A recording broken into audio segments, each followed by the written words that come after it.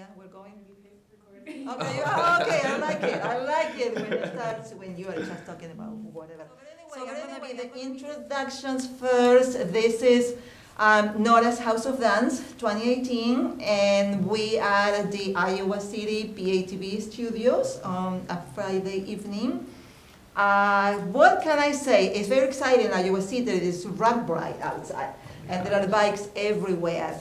But right here, next to me, there is a person who is a very important person in Iowa City. I mean, he's very, very well known. People love him. And he's known in many different ways as King Robinson, also known as King Montage, also known as the Queen Fantasia Wood. Yes. So it's only one person, and he's been all around doing a bunch of things in the community. And things are changing. Oh so why don't you say hi to all of us? Hi, everyone. And it's great to have you. I know that you are running these days from place to place. Oh my gosh. I just got back from Chicago. Right, like what are you doing in Chicago? So I did, ago. Yeah, an hour ago. Okay. I did this K-pop thing with my other drag queen friend. Her name's Ophelia, and this is our third time going to Chicago to do it. So it's called Chicago's Biggest K-pop Party at Berlin Nightclub, and it's just such a blast. Yeah. And we always have a good time. So I saw a little thing on Facebook. Yeah. Yeah. So you just got back from Chicago. Mm-hmm. You had shows last weekend. Yes. You have a show tonight. Yes. Oh and then what happens? And then I'm moving to San Antonio, Texas. Yeah. And I'm gonna cry about it. Everyone's been sending me great, heartfelt messages. I'm like, don't make me want to stay. Yeah, right, yes. So what's the plan in San Antonio? Well, I really just was thinking for a while about moving to like a bigger place, just to like experience more, be able to help more people, because I do feel like I've interacted with so many different people here in Iowa, and I've said what I've had to say, and I've done a lot of things that I wanted to do, so now I'm looking for the next level of that, you know. Yeah. So my passion has always been to assist the youth in finding themselves and being a positive role model, and just sharing my talents with the world in a way that I can inspire change. So if I have the opportunity to do that on a bigger scale, then I'm definitely going to jump on it. And then San Antonio just came out of nowhere. So, so you said, okay, we're going there. Yeah. Yes. So that is very exciting. So when you talk about inspire youth, I receive a few questions. I ask people in my community of friends, and a few people sent questions to ask you. And one of the things that Angie Hayes, who is a teacher in the community, or was a teacher, now she's retired, and also a dancer, she said, what did you learn about teaching in the school setting when you were a Ginsberg artist? Yeah. And it was fourth graders. Yeah. Yeah. So I was the Ginsberg artist for a year, and I went to every elementary school in the Iowa City School District and taught hip-hop dance and like lessons about where it came from and how it can be used in everyday life, basically. But I think more so what I learned from the kids is that like it's kind of beautiful to be spontaneous, you know. Kids don't really have a filter, and they don't really like want to go with a lot of structure, so I have all these things planned out to do, and it would not go that way at all, but like that's the beauty of it, and I kind of learned to be more adaptable in that sense, because life is the same way. Like you can't always have a plan for it, you have to kind of just go with the flow a lot of times. And then I just learned also that like you don't have to take everything so seriously, because like even when I was like telling kids like things that I thought were like heavier subjects, they're just like laughing about it, like, oh yeah, like, okay. But like I kind of like took from that they like get what I'm saying, they understand it, but it's just like in their world right now, it's just like still a minor thing. It's not that difficult for them to, like you tell them to be themselves, and then you get them to get on the dance floor and like do something crazy, and that is a major milestone in my eyes, but to them it's just like, oh wow, I just danced in front of my classmates, you know. It's much a smaller scale. So I kind of have to remember that different perspectives on things, and that you can't always believe that someone's gonna take this giant lesson from things. I know. So yes, yeah. But the kids were great. I love doing that. And then the other thing that she was wondering also in that area is how different from working at the Dream Center with the Dream Divas. Oh, well, the Dream Divas are a little older, so that's one thing. So different set of issues with like teenage girls. So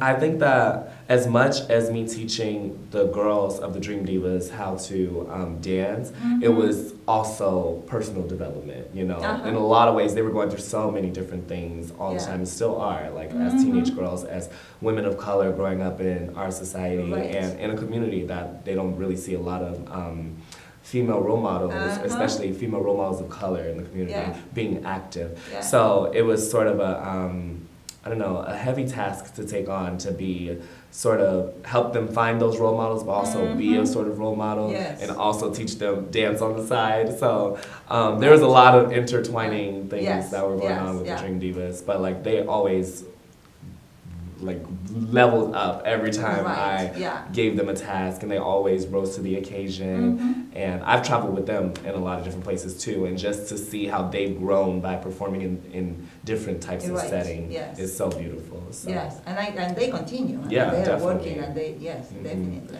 Yes, that is a very, very interesting group, and I love the Dream Divas. I like to work with them. I think that they are really fantastic. They are, and they really get along with you, because I remember you performing with, I don't know, 20 of them. Sometimes in the mall, it was on the floor, and it was fantastic what you were doing, and they were just, yes.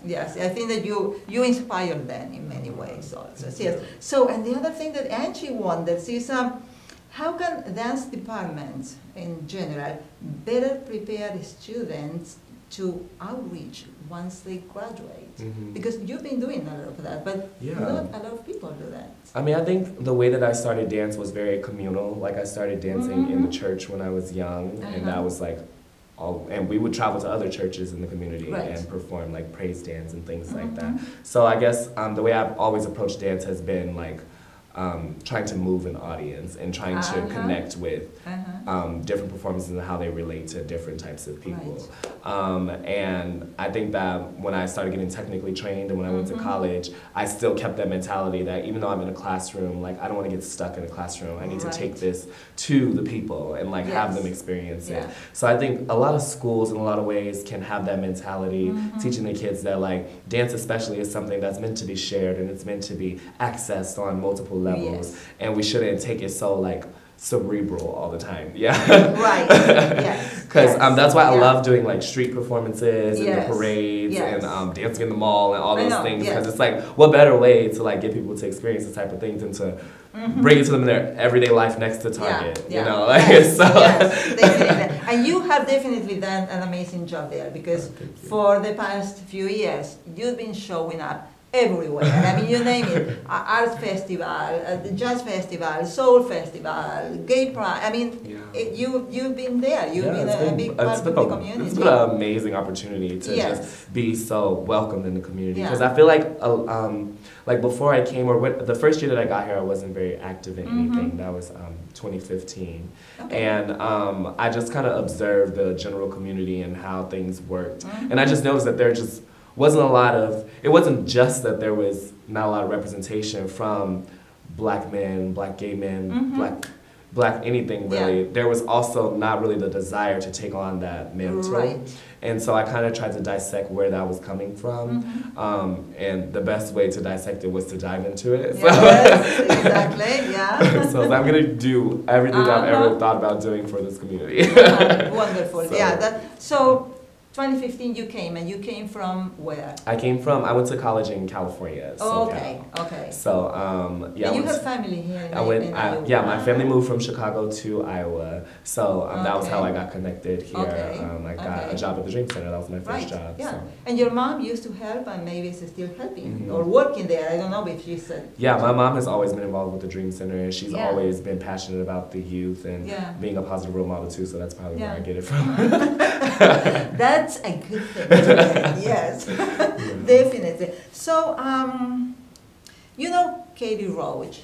She is the development director of the Angler Theatre, and now she's also involved with Any Given Child. I mean, trying to bring more arts and dance mostly to the school system. No, and she said in an email, she said, "King, thank you for everything you have done for Iowa City."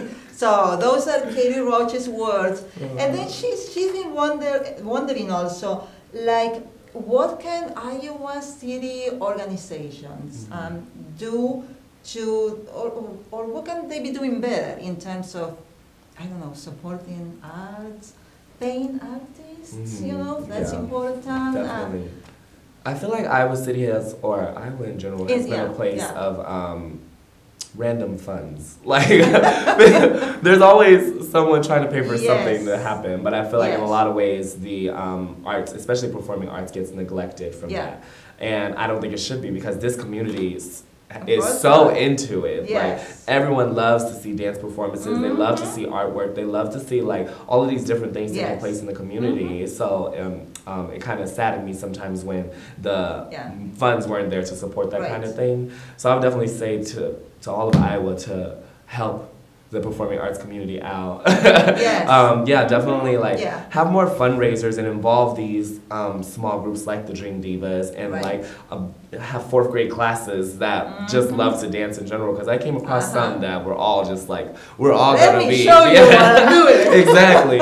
So just like having little things like that to just get the youth involved and get them to know the importance of raising money towards these things, and let them know that this can be a viable career as well, because that's also not pushed a lot. And so just make sure that we're not cutting off any dreams, and we're just letting them flourish a little more. I feel like it's super important. So, that's very nice what you say. That definitely should not be happening. And people should do what they want and what they like, and dancing and performing arts in general are something that is very rewarding and you want to do. So you have a degree in performance or dance or both? It's in theater, but I did mostly like dance related theater in college, so that's how that came to be. I've always loved to like do those type of things. So Katie asked something else, but I believe you kind of covered that, like what should be seen in programming to remove barriers?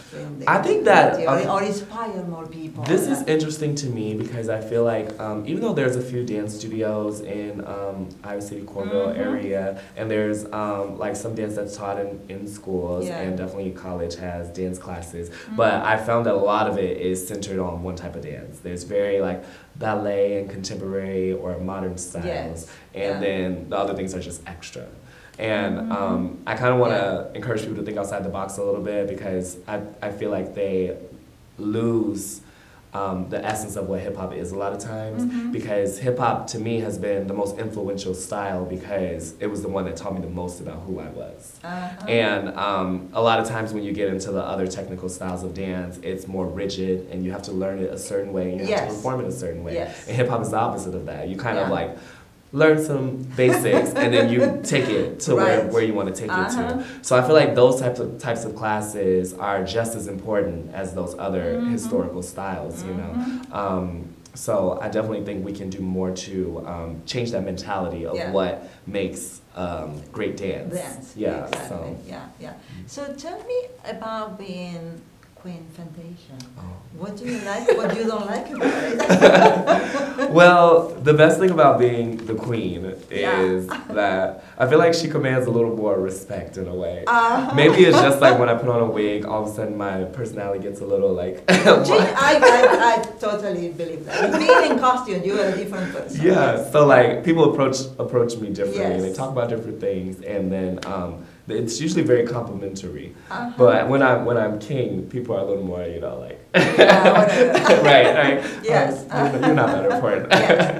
But I just love to be able to put on that persona and be able to sort of showcase everything that a human being has to offer. You know, not only as a boy, and I see myself being successful as a boy and like reaching for dreams as a boy, but I can also do that when I'm in drag and to access a totally different type of community. And that's what originally attracted me to it, because it was like I could access different emotions, different stories, different things when I was in drag that wouldn't really come across the same way if I was doing it as a boy. So yeah, the Queen, I'm very grateful to her.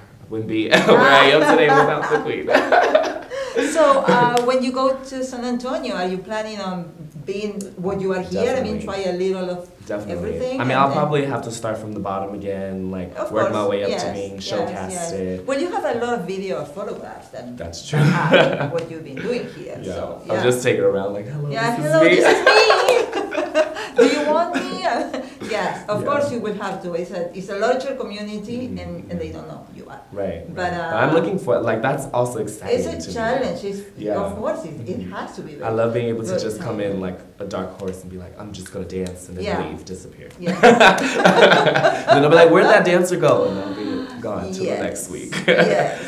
So are you getting rid of many pieces of costumes and wigs? I'm getting rid of a lot of things actually, because you know, traveling cross country is a lot. So I've been posting on my Facebook, hey, come to my house and get these things. So I have like wigs, heels, costumes, like even like boy clothes, and furniture, all that stuff. I'm trying to start fresh, really.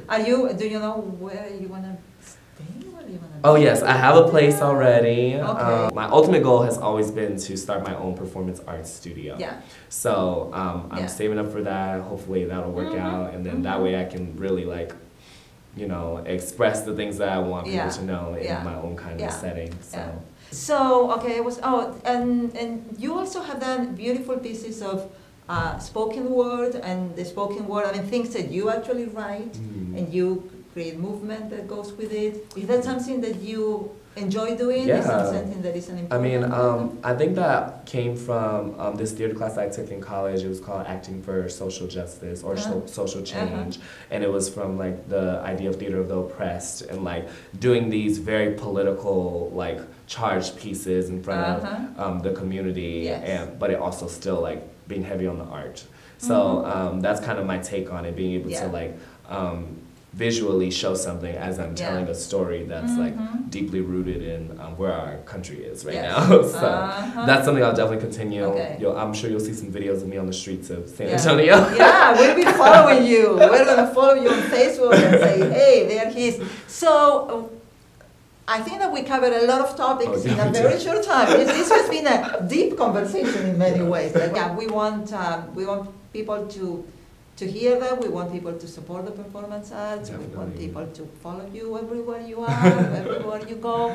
And I believe that in a way, like maybe for a closing, we might have you doing a little piece of spoken word or something like that. I'm down for that. Okay, I think that's wonderful. So we are going to close with that. Again, this is Nora's House of Dance, and we've been very, very lucky to have King giving us a little of his time, because we know that he's running around these days. He's leaving on Tuesday, and today is Friday.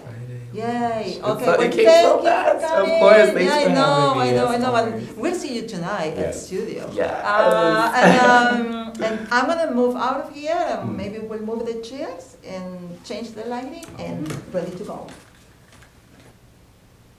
What is that I see? Another sunset without me? Because I was thinking that the world would revolve through it all like a ball, like a bounce with my hands. In the end, it would always come back to me. Wait for me to fly pterodactyly. But now I realize I'm an ant to thee. Raindrops fall, run frantically. Because I don't have the control. Barely a bridge, but many a trolls. Explanations with holes. Things I can't touch with a 10-foot pole. But does that mean I don't try? Does that mean I can't be the lightning to match the thunder in the sky? Does that mean I can't cry? And all the spilt milk, spilt blood, spilled alcohol, gotta do what you have to get by. Get by. Or say bye-bye. And yes, you have to, because the map is all crap to lead you back to where they trap you and then cap you. And all the knowledge we've been reading is so subtly deceiving. Every plan they've been weaving is in every molecule we breathe in. So the secrets they've been keeping let the Stevens stay even while the Jacksons and the Johnsons get beaten. But they think I don't know. They think I won't speak, busy going with the flow. But we gotta grow. And to do it, we might gotta start from nothing though. With all these systems out of check, we may never have a heaven, but we're close to heck. So I'm flying and eyeing all these wrongs gone too long on the path they dying. I'm saying, stop laying, burst through the cage before the past is replaying. Replay, replay, replay. I'm flying on to the next page. I'm a threat hopping out the bird cage. I let you have your time to contain. My wings got the paint for the war that I'ma rage. I'm sounding the alarm with my roar, even if every bone is so sore. I'm coming right through the front door. I won't be a caged bird no more.